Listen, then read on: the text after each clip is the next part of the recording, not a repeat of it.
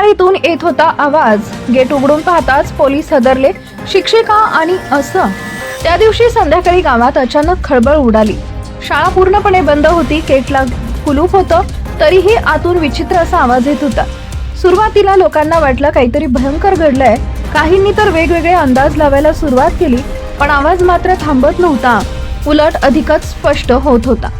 थोड्याच वेळात ग्रामस्थ जमा झाले। वातावरणात भीती पसरली। शाळेत बंद आहे, आत कोण हा प्रश्न सगळ्यांच्या मनात होता। चावी आणली गेली। सगळ्यांचा श्वास रोखला गेला। गेट हळूहळू उघडलं।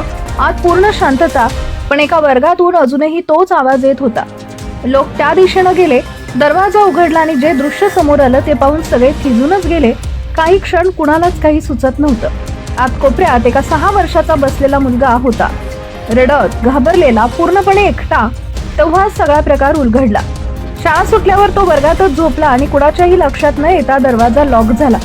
तासनतास तो अंधारात अडकून रडत होता। नंतर आईनं निष्काळजीपणाचा आरोप केला। पोलीस चौकशी सुरू झाली आणि मुख्याध्यापकांवर कारवाई झाली।